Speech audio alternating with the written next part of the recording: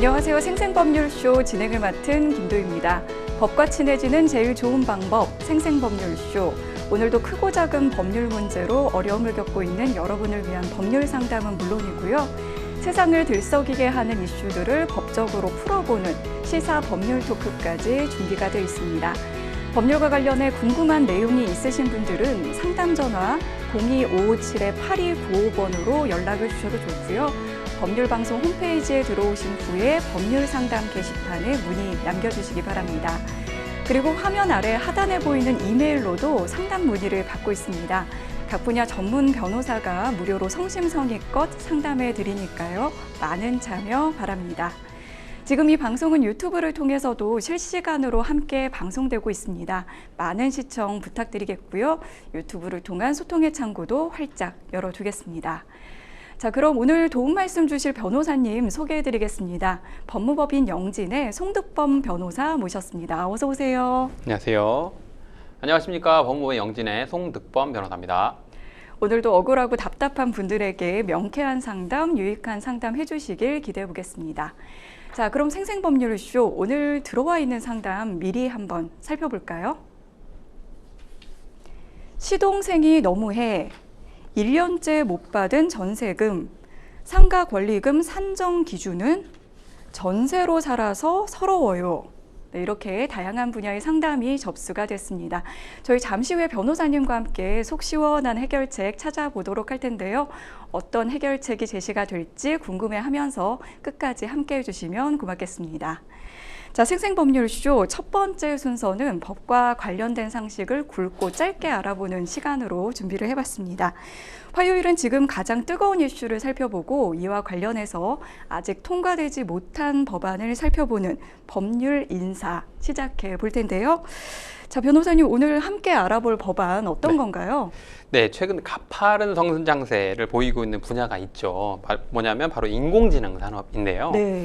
하지만 기술이 고도화되는 만큼 이를 악용하는 사례도 늘고 있다고 합니다. 그래서 오늘은 보다 안전한 디지털 환경을 만들기 위한 규제, 이른바 AI 기본법에 대한 자세한 내용을 살펴보도록 하겠습니다. 네, 변호사님 이른바 이 AI 기본법 나오게 된 배경부터 좀 짚어주시죠. 네, 인공지능 관련된 전문가들은 인공지능이 처음 대두됐을 때부터 AI 기본법 제정이 필요하다라고 필요성을 강조해 왔는데요. 기본법에는 산업에 대한 규제는 물론 기술 투자, 인프라 조성, 예산 집행 등 산업 진흥책도 당연히 포함되어 있기 때문에 하루라도 빨리 법적 근거를 만들어야 한다는 입장이었습니다. 전창배 국제인공지능윤리협회 이사장은 위험할 수 있는 자동차를 안전하게 탈 수 있는 것은 물론 브레이크와 같은 기술적 안전장치와 함께 그 도로교통법과 같은 법과 제도 덕분에 이 안전한 환경에 있었기 때문에 이런 것처럼 인공지능 역시 AI 윤리라는 안전장치가 필요하다. 그리고 안전한 인공지능 생태계 구현을 위한 법과 제도의 마련이 그 어느 때보다 필요하다라고 강조했습니다. 또 다른 업계의 관계자들 또한 AI 윤리에 대한 논의는 기업 입장에서도 꼭 필요하다라고 강조하면서 지금도 기업 내부에서는 관심 있게 지켜보고 진행하고 있지만 정부가 함께 사회적 기준을 만들어가는 게 전체적인 신뢰성 측면에서 도움이 될 것이라고 말했고요. 인공지능 산업 발전과 안전한 활용이라는 두 가지 목표를 동시에 달성하기 위해서는 먼저 큰 틀을 마련해야 한다는 그런 의미에서 AI 기본법 제정을 촉구해 왔습니다. 네, 위험할 수 있는 자동차를 안전하게 탈 수 있는 것, 바로 브레이크와 같은 기술적 안전장치와 또 이제 더불어 이제 법과 제도 덕분이다. 이 비유가 참 와닿는데요. 그런데 이 AI 기본법 21대 국회에서 법안 소위를 통과하기까지 우여곡절이 정말 많았습니다. 그 과정에서 좀 새롭게 추가된 내용도 있었다고요? 네, 맞습니다.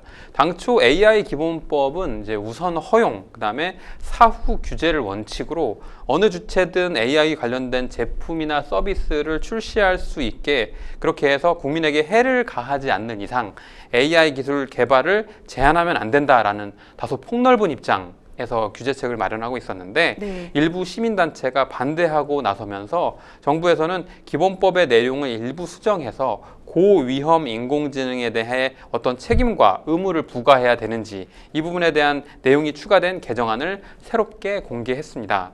뭐 고위험 인공지능이란 의료행위나 전기, 가스 공급 등 안전 및 기본권에 중대한 영향을 미칠 우려가 있는 인공지능을 가리키는데요. 이에 해당한 AI를 사용하는 사업자는 그 사실을 이용자에게 사전에 알리고 AI와 관련한 신뢰성이나 안전성을 확보하기 위한 조치를 하도록 정하고 있습니다.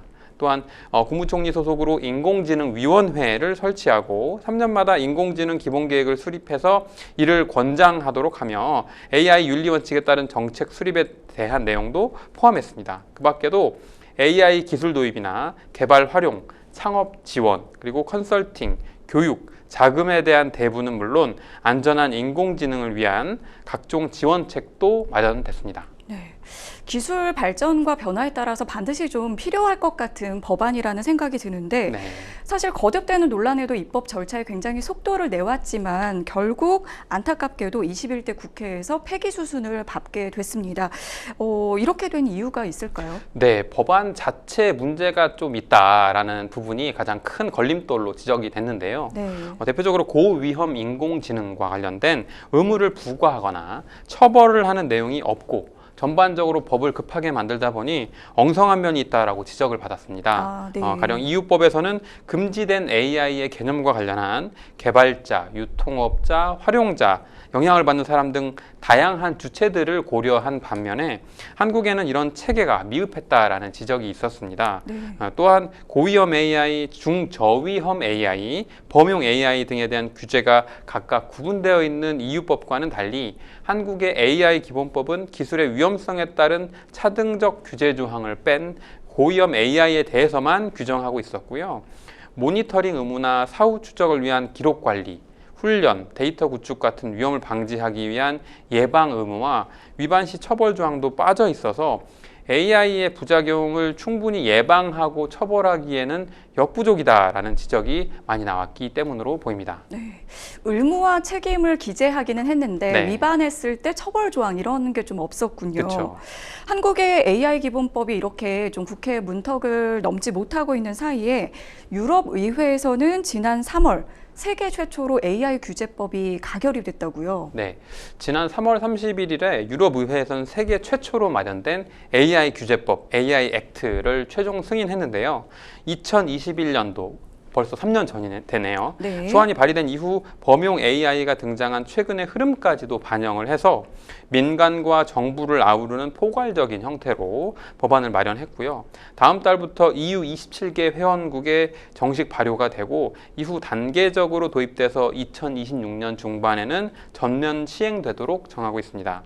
EU가 승인한 AI 규제법의 핵심 내용은 인공지능 시스템을 위험도에 따라 크게 4등급으로 나눠서 차등 규제한다는 점인데요. 4등급으로 나눠서 차등적으로 규제를 하는군요. 네, 맞습니다. 그래서 특히 AI 제공자와 배포자, 유통업자, 운영자들에 대한 규제와 의무의 방점을 뒀고 AI를 정해진 규범 안에서 사용한다면 인간이 AI의 영향력을 통제할 수 있다는 메시지를 담고 있다라는 평을 받고 있습니다.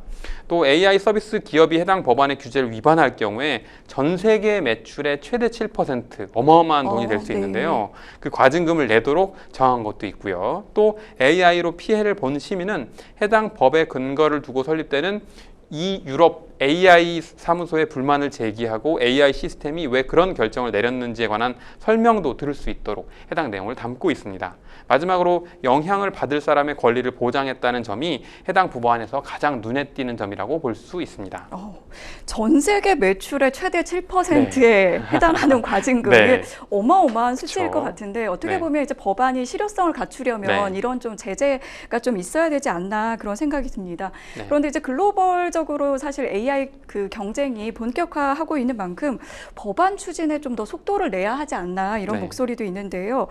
22대 국회에서는 이 AI 기본법 통과될 가능성이 좀 있다고 보시나요? 네, 2일 국회에 따르면 얼마 전이었는데 안철수 국민의힘 의원이 1호 법안으로 인공지능 산업 육성 및 신뢰 확보에 관한 법률안을 대표 발의했습니다. 22대 국회 첫 AI 법안인데요. 지난 21대 국회에서 폐기됐던 AI 기본법을 기반으로 기반으로 해서 고위험 AI로부터 이용자 보호를 위한 정부의 역할과 사업자의 책무, 이용자의 권리 등을 새로 규정했습니다. 또한 더불어민주당은 권칠승 의원의 주도로 이달 중에 고위험 AI 지정과 판단을 명문화하고 신뢰 검증 제도를 강화하는 내용의 AI 기본법을 발의할 예정이다라고 밝힌 바 있습니다. 또 이혜민 조국혁신당 의원도 지능 내용을 포함하면서도 규제의 강도를 높인 AI 법안을 준비 중이다라고 밝혔습니다. 이처럼 여야가 모두 AI 기본법 제정에 다시 속도를 내고 있는 만큼 AI 기본법도 새 국회에서 다시 시동이 걸릴 것으로 보입니다. 좀 더 희망을 가져도 될 것 같다는 좀 네. 생각이 드는데요. AI 관련 규범 논의가 전 세계적으로 지금 진행이 되고 있습니다. 물론 경쟁에서 뒤처지지 않는 것도 중요하겠지만 국내 여건에 맞는 안전하고 신뢰할 수 있는 대책이 마련되었으면 하는 바람이 듭니다. 지금까지 이슈와 법률에 대해 살펴보는 법률 인사 함께했습니다. 여러분은 지금 생생법률쇼를 시청하고 계십니다. 어렵고 복잡한 법률 문제로 고민하고 계신가요? 그렇다면 생생법률쇼가 도와드리겠습니다. 생생법률쇼에선 민사, 형사, 가사 등 각 분야 전문 변호사들이 매년 800여 건의 법률 문제를 속 시원하게 해결해드리고 있는데요. 그럼 무료로 법률 상담을 받을 수 있는 3가지 방법, 지금부터 소개합니다. 첫째, 02-557-8295번으로 전화해 법률 상담 신청을 한다. 둘째, 법률방송 홈페이지에 접속해 법률 상담 게시판에 사연을 올린다. 셋째, 지금 화면에 나오고 있는 이메일 주소로 사연과 연락처를 보낸다. 속 시원한 법률 상담 프로그램 생생법률쇼. 지금 바로 상담 신청하세요.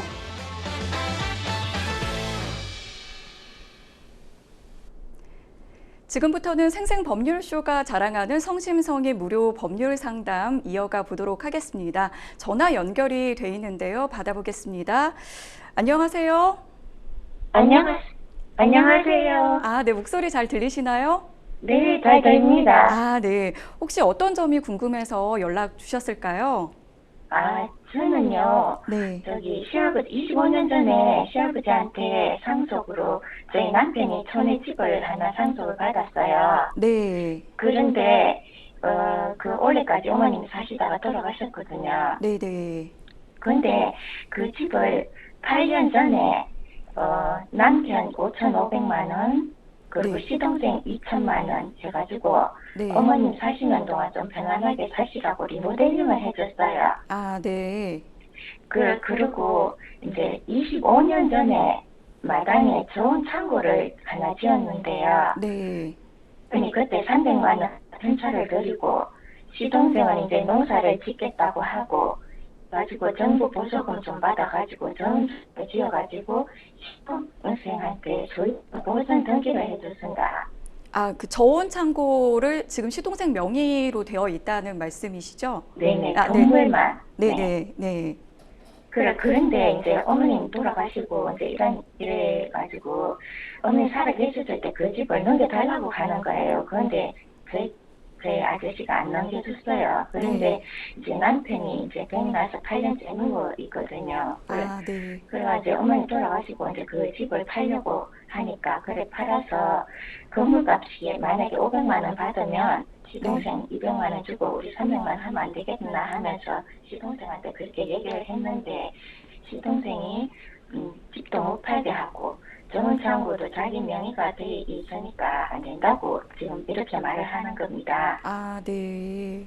예, 그래 제가 궁금한 것은 그러면은 저 좋은 창고에 땅은 저희 것으로 되어 있으니까 지료를 받을 수 있는지 네. 아니면 그 집을 팔아도 되는 건지 네. 또 다른 해결 좋은 방법이 있는 건지 네. 그리고 만약에 혹시 남편이 죽고 이제 아들이나 저한테 그게 상속이 되면 아들이나 제가 그 지료를 대신 받을 수 있는 건지 네. 그것이 궁금하고요. 네네. 만약에 지료를 받으면 네. 전창고 통로를 사람이 다닐 수 있는 공간만 내주면 되는 건지 아니면 자동차까지 들어갈 수 있는 그런 공간을 내줘야 하는 건지 그것이 궁금합니다. 아, 네. 지금 이제 상속받은 남편 명의의 집을 좀 팔려고 하시는 것 같고, 근데 거기에 지금 저온 창고는 지금 시동생 명의로 있으신데, 관련해서 이제 저온 창고라든지 또 집을 처분하는 거 관련한 해결책이 좀 궁금하신 것 같습니다. 네. 옆에 이제 송득범 변호사님 같이 이야기 들었는데요. 이야기 같이 나누면서 또 상담 이어가 보도록 하겠습니다. 네, 안녕하세요. 법무부 영진의 송득범 변호사입니다. 네, 반갑습니다, 변호사님. 네, 일단 제가 옆에서 그 말씀하신 사실관계는 쭉 들었고 몇 가지 조금 더 여쭤볼게요. 네. 네, 일단은 지금 뭐 저온 창고가 보존 등기가 뭐 시동생 명의로 돼 있다는 건 상당히 규모가 조금 있는 것 같고. 10평입니다. 10평. 10평이고 화장실이 한 평 정도 있어요. 그래서 11평입니다. 11평. 그 위치가 뭐 보통 집 마당 안에 있는 건가요? 아니면 밭 옆에 뭐 이렇게 해놓은 건가요? 마당 안에 있습니다. 마당 안에. 네. 네. 그러면 이게 보통은 저온 창고를 꼭 보존 등기까지 안 하는 경우도 많은데 보존 등기까지 해서 소유자가 그 시동생으로 보존 등기가 완료가 된 상태고 네. 그 토지가 있기 때문에 그러면 최초에 보존 등기를 할 때도 그 토지 명의랑 그 건물 명의가 동일하지 않았기 때문에 최초에 아마 뭐 사용 승낙서 같은 거를 첨부해서 보존 등기를 했을 가능성도 있는데 그런 거에 대해서는 혹시 잘 모르시는 거죠? 사용 승낙서 그거는 제가 잘 모르겠고요. 그거 안 해준 것 같은데요. 그냥 등기 서류만 해준 것 같아요. 네, 그러니까 등기 서류를 보통 할 때, 그러니까 소유자가 별도로 있는데 그 위에 건물을 등기하는 거기 때문에 뭐 사용 승낙서 같은 거를 받는 경우가 있고, 그래서 한번 여쭤본 거, 본인이 아마 모르실 가능성이 높긴 하고 아마 뭐 여기에 도장 찍어라 하면 법무사님이 보통 하는 경우가 많아서요. 네. 그러면 이제 여기에서 궁금하신 사항 중에 보면 집을 이제 뭐 그 전투항고 포함해서 토지와 건물을 매수자를 찾아가지고 처분하려고 하는데 시동생은 그거에 대해서 좀 반대하고 있는 상황. 그래서 네. 여기에 이제 해결책, 법적으로 해결책이 뭐가 있는지 가령 임료를 받을 수 있는지 이 부분이 궁금하신 것 같아요. 네. 네, 일단은 제가 하나씩 그 답을 드려보면 원칙적으로는 그 매수하는 사람이 동의를 한다고 하면 그 집하고 그다음에 뭐 집이라는 것도 마찬가지일 거예요. 집도 집에 대한 건물 보존 등기가 있을 것이고 땅에 대한 토지 등기가 있을 것이고 그다음에 땅 위에 있는 그 건물 저온 창고가 세 가지가 결론적으로 등기가 세 가지가 있을 가능성이 높은데 그 세 가지에 대해서 일괄적으로 매수를 하려고 할 때 매수자가 지금 저온 창고 부분은 그 외도인이 동의하지 않기 때문에 저온 창고를 제외하고 나머지만의 그 취득을 하겠다라고 하면 뭐 처분을 굳이 그런 매수자가 그런 걸 감수하고라도 하겠다라고 하면 매매 자체는 가능하겠죠. 그런데 말씀하신 것처럼 통상적으로 집에 마당 안에 이제 저온 창고가 있고 저온 창고의 소유자가 별도라고 하면 이로 인해 또 집을 사용하거나 하는 과정에서 또 추가 분쟁이 생길 수 있으니까 그게 해결이 안 되면 일반적으로는 매수자가 좀 나타나지 않을 가능성이 높고 그러면 이제 이거를 어쨌건 그 건물의 소유자가 있는데 그 건물 소유자가 동의하지 않아서 건물을 포함한 토지라든지 그 인근에 있는 더 큰 규모의 집을 팔지 못하는 게 과연 적당한가? 그러면 이걸 해결을 어떻게든 해야 될 텐데 라고 한다면 그래서 당연히 이제 그 상정할 수 있는 몇 가지 형태가 있는데 시동생하고 뭐 말씀하신 것처럼 이런저런 방안도 제시해보고 뭐 500만 원의 뭐 건물 가격이 책정이 되면 그 중에 200만 원, 300만 원을 하자라고 제안도 했음에도 그건 아마 이제 시동생이 난 그렇게 할 수 없다, 팔기 싫다라고 거절한 것으로 보이고 만약 이런 상황이라고 하면 부득이하게 이제 중간 방안으로 보통은 이제 민사소송을 바로 제기할 수도 있지만 더군다나 가족관계이고 원하시는 사항은 시동생으로부터 뭐 저거 재판을 받아가지고 하는 것도 하는 건데 원만하게 집을 처분할 수 있게 좀 해결책이 제3자를 통해서라도 나왔으면 하는 사항이시라면 이 부분에 대해서 이제 조정 신청이라고 하는 제도가 있어서 조정을 신청하셔서 그 조정에 시동생이 이제 응하도록 그래서 그럼 조정을 진행하게 되면 민사 조정에서 조정위원이 있는 자리에서 뭐 원고 측이 원하는 사항은 뭐고 피고 측이 원하는 사항은 뭐고 그래서 그 중간으로 어떤 사항에 대해서 조정을 원하는 건지 그래서 그 조정 과정에서 가령 건물에 대한 적정한 시세를 산정해서 소유권을 보존 등기를 아예 이전 등기를 해가지고 넘겨달라는 것인지 혹은 아니면 적정한 보상을 받으면 저온 창고 자체를 철거하는 거에 응할 의사가 있는 것인지 이런 사항들을 확인할 수도 있고 또 해당 조정 절차에서도 만약에 시동생이 불응하거나 협상이 결렬이 되거나 조정이 결렬되거나 혹은 아예 이제 그 조정 절차 자체를 불응한다라고 하면 부득이하게 그 민사 조정 절차가 민사 소송으로 전환이 되게 됩니다. 그래서 말씀드린 첫 번째 방법으로 이 문제를 해결할 방법이 법적으로 뭐가 있는가라고 물어보시면 민사조정과 결렬 시 민사소송 절차가 있다. 이렇게 방법을 첫 번째로 하나 알려드리고 두 번째 이제 그 시동생이 이렇게 그 계속 불응하고 이런 상황에서 그러면 지료를 받을 수 있는가라고 하는 부분도 말씀을 주셨는데 일단은 이제 그 저온 창고를 최초에 설치할 아까 뭐 25년 전이라고 말씀하신 것 같은데 그 당시에도 저온 창고의 건축주하고 토지의 소유자 명의가 그 남편분께서 상속을 받아서 집과 토지를 상속받으셨기 때문에 토지 소유자가 달랐을 것으로 보이고 그래서 제가 아까 말씀드린 것처럼 토지 사용 승낙서가 아마도 있어야지만 그 건물의 보존 등기가 됐을 거예요. 아마 당사자분들은 잘 모르시지만 아마 그게 첨부됐을 가능성이 높고 근데 이제 가족이었다라는 사정까지 고려하면 그때 처음부터 월 임료를 얼마씩으로 정한다라고 정했다면 그게 임대차에 해당하는 것이고 가족관계라는 특수성을 고려해서 이거는 뭐 그 지료를 특별히 받지 않겠다라고 설정했다면 그건 이제 사용대차가 되는 것이거든요. 그래서 그 당시에 처음부터 어떤 지료를 가족관계이기 때문에 없었다라고 하면 사용대차가 인정될 가능성이 높고 사용대차 관계에서는 지료라는 개념이 인정되지 않기 때문에 그러면 지료를 받으실 수 없고 그런데 여기에서 이제 그러면 앞으로도 계속 이제 원만한 관계가 끝난 이후에도 지료를 받을 수가 없냐? 근데 민법에서 어떻게 조문 정하고 있냐면 사용대차 같은 경우에는 사용에 충분한 기간이 경과한 후에는 그에 대해 이제 상대방에게 종료를 할 수 있습니다. 그러면 그 사용대차 기간에 대해서 충분히 20몇 년 동안 사용하도록 해왔다면 사용대차의 충분한 기간이 종료됐다라고 볼 수 있고 사용대차 기간이 종료됐다면 새로이 월 얼마씩의 임료를 설정하는 내용을 상대방과 협의를 요청하거나 혹은 상대방이 이에 불응한다면 그때부터는 그 이후부터 장래에 대한 부당이득 반환, 지금 앞서 말씀드렸던 조정까지 결렬이 됐다. 뭐 조정 절차 과정에서 월세를 달라, 지료를 달라는 주장 자체가 크게 의미는 없겠지만 첫 번째 말씀드렸던 뭐 등기를 넘기거나 철거를 하거나 이런 내용의 주장을 했는데 상대방이 불응했고 양쪽이 접점이 생기지 않는 상황이다라고 하면 그 과정 자체가 이미 사용대차의 기간 종료에 따른 양 당사자 사이의 결렬로 볼 수 있고 그러면 그 이후 향후 장래 부분에 대해서는 부당이득, 뭐 월 공시지가 상당 혹은 시가 상당액을 기준으로 해서 얼마씩이 해당하는 지료에 대한 청구를 볼 수 있을 것 같고요.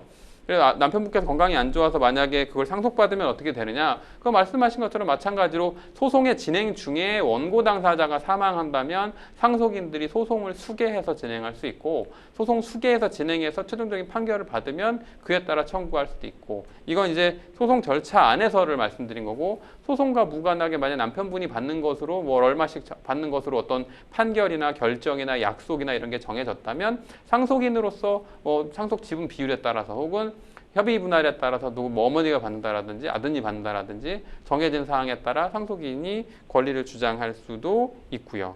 그래서 이제 여기에서 뭐 반대로 이제 말씀하신 유리한 부분들만 먼저 말씀을 올렸는데 상대방도 마찬가지로 반대 이런 법적 절차가 개시되면 상대방도 또 반박을 할 가능성이 있어요. 뭐냐면 가족 간의 소송을 굳이 제가 그래서 권하지는 않는데 소송을 하게 되면 상대방은 또 리모델링을 할 때 뭐 돈을 보탰다. 그러면 이제 그 유익비가 남아있기 때문에 그 유익비를 나도 받아야 된다. 뭐 이런 법적 주장도 할 수 있어요. 그런데 유익비에 대한 상환 청구 역시도 투입할 때 내가 2천만 원을 투자했다. 뭐 얼마를 투자했다라고 하는 그 금액을 기준으로 하는 게 아니라 유익비는 현존가액을 기준으로 하기 때문에요. 그러면 그게 뭐 십몇 년 혹은 8년이 지나오면 사실상 가치가 감가돼서 거의 사라졌다라고 하면 유익비 상환 청구 역시 기각될 수도 있고 아니면 잔존 금액이 뭐 현재로는 100만 원, 200만 원밖에 안 된다. 그러면 아까 주장했던 우리가 받아야 될 금원하고 상대방이 주장하는 금원이 만약에 인정이 된다면 둘 사이의 금액을 상계한다든지 이런 판단 역시 법원이 해 주실 수도 있습니다.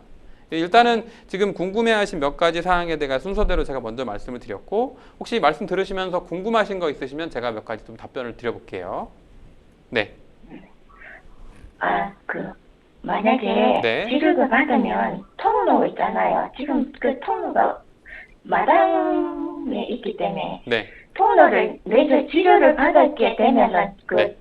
통로를 어느 정도 내줘야 되나요? 통로를 내주는 거는 또 의무가 아니고요. 그러니까 지금 말씀하신 것처럼 그 해당 그 냉동 창고 혹은 뭐 저온 창고가 마당 안에 위치해 있고 통로를 그러면 그 토지의 소유자가 내줘야 될 의무가 있는가라고 하면 일단 법적으로 그 의무 자체가 있는 건 아니고요. 거기에서 뭘 주장할 수 있냐면 상대방이 주위 토지 통행권이라고 해서 맹지의 소유자가 될 경우에는 맹지 소유자가 그 공로에 지나다니기 위해서 필요한 만큼의 주위 토지 이만큼을 내가 사용해야겠다라고 주장할 수 있는, 만약에 그게 관습상 통행권이 있다면 관습상의 통행지역권 같은 걸 주장할 수 있는데, 이 여기서는 또 몇 가지 요건을 그렇게 주장하기에는 어려운 부분들이 몇 가지 보여요. 왜냐하면 그 냉동창고에 해당하는 맹지의 토지 소유자가 아니기 때문에 그 땅 부분은 지금 전화 주신 분의 남편분 소유이기 때문에 그 땅의 소유자가 이쪽이거든요. 그러면 주위 토지 통행권이나 통행지역권을 과연 주장하는 것은 원칙적으로 땅 대 땅의 관계일 때라서 반드시 통로를 내줘야 되는 의무는 있어 보이지는 않고요.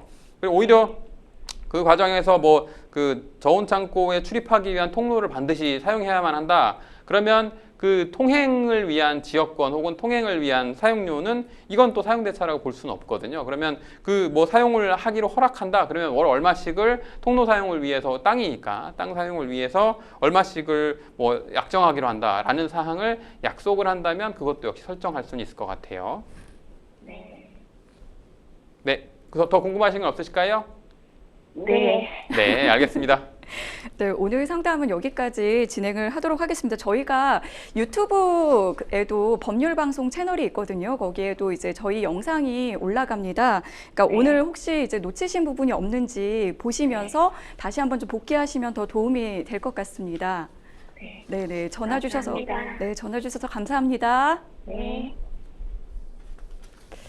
네, 오늘 변호사님 뭐 다양한 방안들 좀 제시를 해주셨는데, 일단 그 가족 관계인 네. 만큼 조정 절차를 네. 좀 활용해봤으면 좋겠다, 네. 이런 의견도 주셨고, 네. 이제 사용 대차가 이제 장기간 네. 있었지만 이게 종료가 되고 네. 이제 임대차 관계로 좀 이제 네. 그 바뀌어서 네. 이제 부당이득 반환 청구도 할 수 있을 것 네. 같다. 그리고 이제 상대방 이제 시동생 명의로 된 그 네. 저온 창고가 사실 그 예전에 25년 전에 2천만 원 정도 투입한 부분이 있는데, 그 유익비는 사실 그 2천만 원 그대로가 아니라 네. 이제 현존 가액을 네. 또 이제 기준으로 하다 보니까 그대로 다 인정되지는 않겠지만 일부 네. 이제 돈을 네. 좀 돌려줘야 하는 부분도 있다, 이렇게 네. 얘기를 해주셨거든요. 네.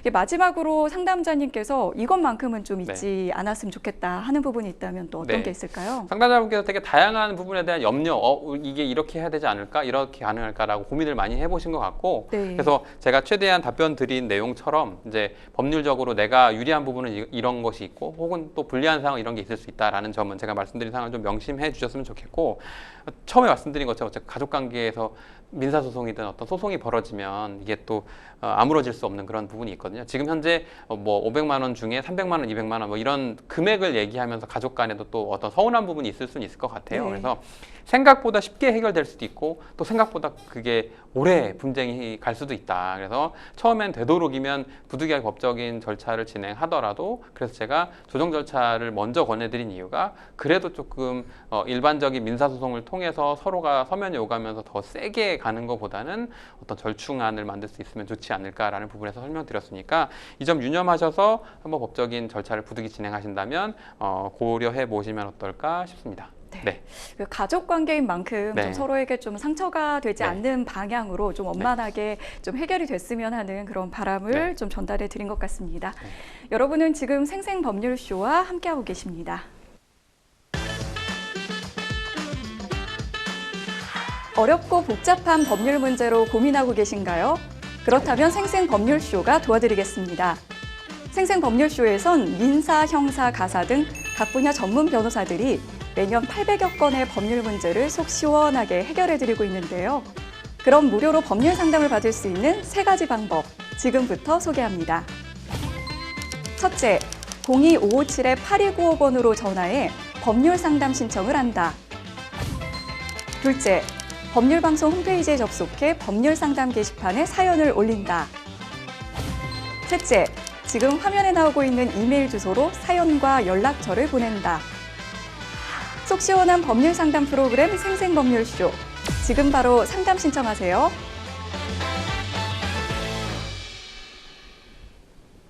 자, 이번에는 법률방송 이메일을 통해 들어온 여러분의 고민을 해결해 드리도록 하겠습니다. 어떤 사연인지 함께 만나보시죠.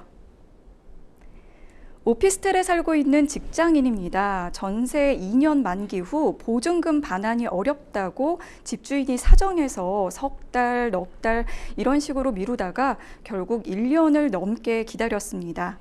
문제는 제가 여자친구와 결혼을 앞두고 있어서 이제 더는 미룰 수 없는 상황입니다.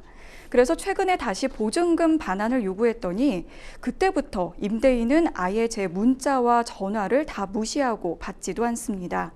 부동산에 매매로 내놨다고는 하는데 제가 어떻게 해야 보증금을 돌려받을 수 있을까요? 네, 최근에 이렇게 보증금 관련 분쟁이 참 많은 것 같은데 현재 임대인이 보증금 반환을 1년째 미루고 있는 상황입니다. 이게 사실 뭐 석 달, 넉 달 이렇게 좀 사정이 어렵다고 하니까 그때는 좀 계속해서 좀 그 사정을 좀 봐주셨던 면이 있는 것 같거든요. 네. 그런데 이제 이게 뭐 정식으로 이제 계약 해지 통보를 그동안 하지 않았다면 이게 자동으로 합의가 연장된 것으로 봐야 할까요? 네, 주택임대차보호법에서 이런 경우를 상정해서 명시적으로 주택임대차보호법 6조와 6조의 2에서 정하고 있는데요. 네. 일단 계약의 갱신이라고 해서 원칙적으로 6개월 전부터 2개월 전까지 임차인에게 갱신 거절 통지를 하지 아니하거나 변경 통지를 하지 아니하면 기간 끝난 때에는 동일한 임대차가 설정된 것으로 본다. 이 조문은 원래는 뭐냐면 임차인이 거기에 계속 거주하고 싶다면 더 거주할 수 있도록 그 권리를 부여한 거고요. 원래는 임차인을 좀 보호하려는 목적이 좀 있었던 거죠. 맞습니다. 네. 그래서 대신에 임차인을 보호하지만 임차인이 또 언제든지 나가고 싶을 수 있기 때문에 6조의 2에서는 묵시적 갱신이 된 경우에는 그 경우에도 언제든지 오히려 임차인은 임대인에게 계약 해지를 통보할 수 있다라고 정하고 있고, 이 항에서는 통지를 받은 날부터 3개월이 지나면 그 효력이 발생한다라고 명문으로 정하고 있습니다. 사안에서는 임차인도 별도의 이제 뭐 임대인이 이런 사정을 하니까 봐주면서 이제 석 달, 넉 달 지나면서 1년 넘게 지나왔다고 하셨고, 그러면 그 자체로 별도 통지를 하지 않으셨기 때문에 묵시적으로 계약이 갱신됐던 걸로 보이긴 합니다. 다만 묵시적 갱신에 해당하더라도 임차인이시기 때문에 언제든지 계약의 해지를 통지할 수 있고, 통지를 한 날부터 3개월이 경과하면 효력이 발생합니다. 네. 그러면은 지금 이제 해지 통보를 어떻게 하면 좋을까? 네. 지금 전화도 안 되고 문자도 네. 다 무시하고 있는데 어떻게 하면 좀 좋을까요? 네, 문자나 전화도 받고 있지 않은 경우, 이런 경우 특히 많거든요. 그러면 발송했고 도달했다, 이런 의사표시를 도달시켰다라는 사실을 증빙하기 위해서 내용증명 우편을 발송하시는 게 좋습니다. 내용증명 우편 같은 경우는 통상적으로 이제 3통을 준비하셔서 우체국에 가시면 날인을 해서 한 분은 발송인에게 보관을 시켜주고요, 한 분은 이제 우체국에서 보관을 하고요, 나머지 한 분은 이제 수신인에게 발송하게 되고, 그 수신인이 그걸 받았는지, 언제 받았는지, 누가 받았는지에 대한 기록까지 등기로 남기 때문에 이런 사항들을 통해서 내용증명 우편으로 임대인에게 해지 통보를 하셔라라고 권해드립니다. 네. 그런데 이제 내용 증명 우편을 보냈는데 만약에 그 해당 주소지에 임대인이 실제로 거주하고 있지 않다면 그럴 때는 또 어떻게 하면 좋을까요? 네, 내용 증명을 발송했는데도 뭐 일부러 거부한다든지 아니면 네. 폐문부재한다든지 이런 식으로 반송이 돼버리는 경우도 특히 많이 있거든요. 그러면 네. 이제 이 경우에는 어쩔 수 없이 민사소송에 의해서, 왜냐하면 이게 내용증명을 보내는 이유가 계약을 해지하겠다라고 하는 걸 의사를 통보하는 앞단계에 해당하는데 그 계약 해지 통보를 수령하지 않는 상황이니까, 그럼 어쨌건 보증금에 대한 반환 청구를 별도로 민사소송을 하셔야 하니까 계약의 해지와 보증금의 반환을 구하는 내용의 민사소송을 어쩔 수 없이 진행하시는 게 좋다라고 권해드리고, 다만 이제 그 전에 해지 통보만 꼭 하고 싶다, 근데 네. 임대인이 안 받고 있다라고 네. 한다면 민사소송법상으로 과실 없이 상대방에게 도달하지 않는 경우에 의사표시의 공시송달이라는 제도가 마련되어 있기는 합니다. 네. 그리고 이제 저희가 실익을 항상 이제 좀 네. 고민해보지 않을 수가 없는데 네. 소송에서 이기는 것과 실제로 이제 보증금을 돌려받는 건 좀 다른 문제이긴 하잖아요. 네, 그렇죠. 만약에 소송을 진행해서 소송에서 이겼는데 임대인이 그때도 끝까지 보증금을 좀 돌려주지 않는다면 그때는 좀 어떻게 대응하면 좋을까요? 네, 승소를 했음에도 보증금 완화 의무를 이행하지 않는다라고 하면 판결문에 기해서 강제 집행 절차를 진행할 수 있는데요. 집행권원에 기해서 임대인의 지금 살고 있는 집의 소유권 자체를 경매를 개시해서 배당 절차를 통해 보증금을 반환받으실 수도 있고, 승소 판결이 있기 때문에 이 집 한 채뿐만 아니라 나머지 그 소유자 명의의 다른 부동산에 대해서도 강제 집행을 할 수 있습니다. 네. 그리고 소송하면 이제 어쨌든 변호사 비용이 들어가잖아요. 네. 이 변호사 비용 받아낼 수 있을지도 사실 네. 좀 궁금한데요. 소송에서 만약에 전부 승소를 한다, 사안에서처럼 뭐 특별한 이슈가 없을 것으로 보이는데, 그러면 통상적으로 재판부가 소송 비용의 부담 주체, 뭐 소송 비용은 피고가 부담한다, 뭐 이런 식으로 판결을 내려주게 되고, 패소한 피고가 소송 비용을 부담하도록 할 경우에는 소송 비용의 산입에 관한 규칙에 따라서 법이 정하고 있는 혹은 규칙이 정하고 있는 일정한 금액만큼 한도 안에서 임대인한테 그 금액도 청구할 수 있습니다. 네. 지금 상담자님은 결혼을 지금 앞두고 있어서 지금 신혼집을 알아보고 있고 그래서 지금 이제 이 집을 나가야 되나 이런 네. 고민을 갖고 계신 것 같은데 보증금을 돌려받지 못하고 다른 곳으로 이사를 가야 하는 이런 상황 이럴 때 이제 좀 사전에 어떤 조치를 해두면 좋을까요? 네, 항상 저희가 강조시켜 드리는 것 중에 임차권 등기 명령이라는 제도가 있습니다. 네. 임차권 등기 명령은 비록 이사를 하는 경우, 사연자분이 딱 그 사안인데요. 이사를 해야 된다. 그러면 이제 주소를 이전하는 순간 대항력이 상실되는 효과가 발생하기 때문에 그걸 유지하기 위해 임차권 등기 명령 신청을 해서 법원의 결정에 따라 등기부에 임차권 등기 명령 사실이 공시가 되기 때문에 새로운 임차인이 들어올 수 없고 또 온전히 보증금을 반환받게 되기 때문에 이 경우에 반드시 임차권 등기 명령을 하셔라라고 권해드립니다. 네.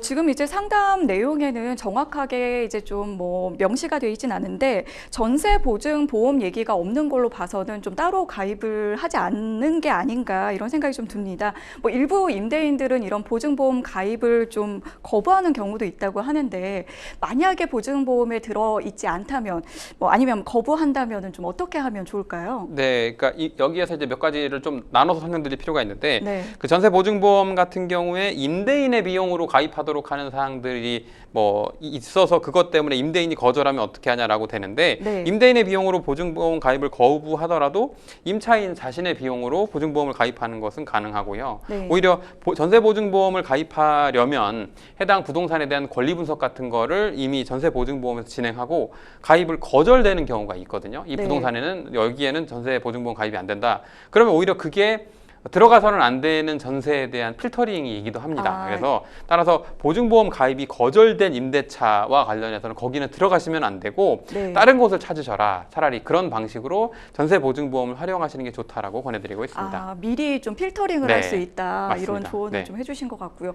마지막으로 상담자님께 당부하고 싶은 말씀. 네, 임대인이 연락받지 않고 소위 이제 잠수를 타버려서 당황하신 네. 것 같은데요. 네. 앞서 말씀드린 내용 참고하셔서 내용 증명도 보내보고 또 상대방이 수신하지 않게 부득이하게 민사소송을 거쳐서라도 만약 구제를 절차를 진행한다면 하루라도 빨리 진행하시는 게 좋을 것 같습니다. 네, 원활하게 이제 잘 좀 대응을 하셨으면 좋겠다는 바람이 듭니다. 저희는 계속해서 법률방송 이메일을 통해 들어온 여러분의 고민을 해결해 드리도록 하겠습니다. 다음 사연 만나보시죠. 저는 8년 동안 같은 자리에서 양꼬치 가게를 운영 중인데요. 최근 주변의 양꼬치 가게들이 연달아 문을 열면서 매출이 절반으로 줄어들었습니다. 어떻게든 버텨야겠다는 생각으로 건물주에게 임대료 조정을 살짝 부탁했는데요. 하지만 건물주는 답이 없었고 저는 빚을 내서 가게를 운영하다가 결국 2달 전부터 임대료를 밀리게 됐습니다. 현재 가게는 폐업 수순을 밟고 있고 계약 기간은 9월에 만료됩니다. 건물주는 벌써부터 명도 소송을 걸겠다고 하는데요. 저는 가능하면 밀린 임대료를 제외한 권리금을 받고 싶습니다. 제가 권리금을 요구할 수 있을지 상담 부탁드립니다. 아, 참 지금 가게의 매출도 잘 나오지 않고 폐업을 지금 해야 되는 수순을 밟고 있는데 네. 지금 권리금을 받을 수 있을지 많이 좀 답답하신 상황입니다. 네. 어떻게 보시나요? 네, 최근에 이제 경기가 점점 안 좋아지면서 뭐 이런 유형의 상가 임차인과 임대인 사이의 분쟁도 늘고 있는데 네. 사연자분의 내용 참 안타깝습니다. 네. 그렇군요. 사실 이게 상가 임대차 계약 같은 경우에는 이제 네. 차임 연체액이 네. 3기의 차임액에 달할 경우에 이제 계약 해지 사유에 네. 해당을 하는데요. 지금 현재 한 2번 정도 그 연체가 있는 상황이거든요. 네. 이런 상황에서 권리금 요구할 수 있을까요? 일단 좀 이따 한번 정리를 할 필요가 있기는 한데요. 우선 네. 여기 이 사항부터 말씀을 드리면 3기의 연체가 될 경우에 말씀하신 것처럼 계약의 해지 사유에 해당하고 계약의 갱신 요구권도 행사할 수가 없게 됩니다. 네. 따라서 이제 사연자분께서 빚을 내서 하고 어렵다라고 하셨지만 다소 어려우시더라도 차임을 일단 납입을 하고 그 이제 방안을 강구하시는 게 좋다라고 이렇게 밀린 권해드리고 그 있습니다. 네. 임대료를 일단은 내고 네. 네.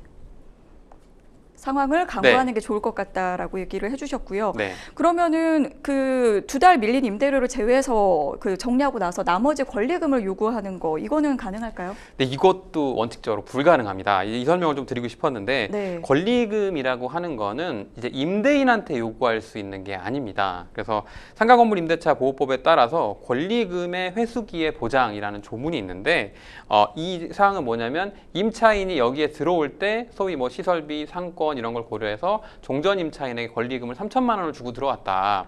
그리고 장사가 잘 되고 있었고 그런데 이거에 대해서 내 다음 임차인에게 나도 3천만 원 혹은 장사가 더 잘 돼서 4천만 원, 5천만 원의 권리금이 형성이 됐다. 그러면 다음 임차인에게 4천만 원이나 5천만 원을 회수할 수 있는 것이지 내가 들어올 때 3천만 원을 주고 들어왔으니까 나 나갈 때는 임대인에게 저 3천만 원도 주십시오라고 요구할 수 있는 사항이 아닙니다. 그래서 다만 여기에서 한 가지 상가건물임대차보호법의 예외가 뭐가 적용되어 있냐면 이 임차인께서 3천만 원을 내고 들어왔고 다음 임차인에게 4천만 원을 지급하는 것으로 임차인을 구해 왔는데 임대인이 내가 여기서 장사를 해야겠다. 장사 잘 되는 곳이니까 거절한다라고 하면 그런 경우에는 예외적으로 임차인이 권리금을 회수할 수 있는 기회를 방해했기 때문에 그 구체적으로 회수하려고 했던 금액을 입증해서 4천만 원 상당의 손해배상을 청구할 수 있도록 정하고 있는 것입니다. 네. 그 일반적으로 사람들이 생각하는 그 권리금의 의미, 뭐 네. 종류, 그리고 산정 기준에 대해서 네. 좀 한번 짚어주시면 좋을 것 같아요. 네, 상가건물임대차보호법에서 10조의 3에서 권리금의 정의라고 해서 개념을 정하고 있습니다. 권리금이란 임대차 목적물인 상가 건물에서 영업을 하는 자 또는 영업을 하려는 자가 영업의 시설, 비품, 거래처, 신용, 영업상의 노하우, 상가 위치에 따른 영업상의 이점 등 유형, 무형의 재산적 가치의 양도 또는 이용의 대가로서 임대인, 임차인에게 보증금과 차임 이외에 지급하는 금전 등의 대가를 말한다라고 개념을 10조의 3 1항에서 정하고 있고요. 두 번째 2항에서는 권리금 계약이란 신규 임차인이 되려는 자가 임차인에게 권리금을 지급하기로 하는 계약을 말한다라고 정하고 있습니다. 네. 지금 현재 또 건물주가 명도 소송을 준비하고 있는 그런 상황인데요.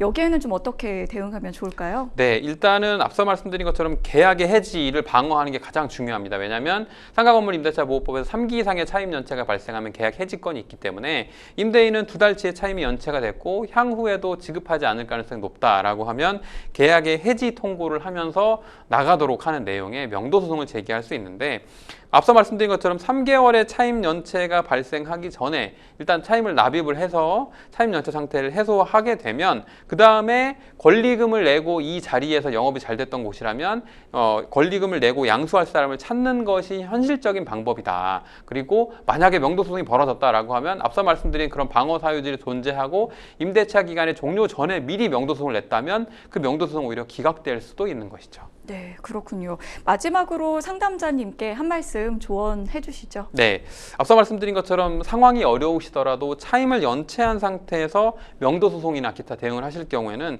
현저히 불리한 위치에 놓이시게 됩니다. 따라서 말씀드린 것처럼 우선 차임을 납부하고 이 자리가 어쨌건 장사가 잘 되고 본인이 어떤 특수한 사정이 있었다, 자금난이나 이런 게 있었다고 하더라도 장사가 잘 되는 곳이었다면 새로운 임차인을 구하셔서 권리금을 회수하시는 게 가장 최선의 방안으로 보입니다. 네, 지금 현재 경제적으로 어려움을 겪고 계시기도 하지만 전략적으로는 네. 지금 잘 대응하실 만한 좀 필요가 있다고 맞습니다. 보여집니다. 자, 계속해서 저희는 또 법률방송 이메일을 통해 들어온 여러분의 고민 해결해 드리도록 하겠습니다. 다음 사연 만나보시죠.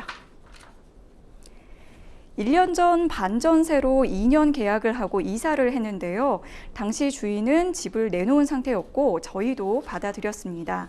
이후 1년이 지난 후에 집주인이 바뀌었고 계약이 바뀌는 부분은 없었기에 별다른 걱정은 하지 않고 있었습니다. 그러던 중 부동산에서 연락이 왔는데요. 새 주인이 전세로 바꾸자며 요청이 왔고 저희도 승낙했습니다. 이후 남편과 저는 바쁜 시간을 쪼개 대출을 알아봤고 그러던 중 부동산에서 연락이 왔습니다.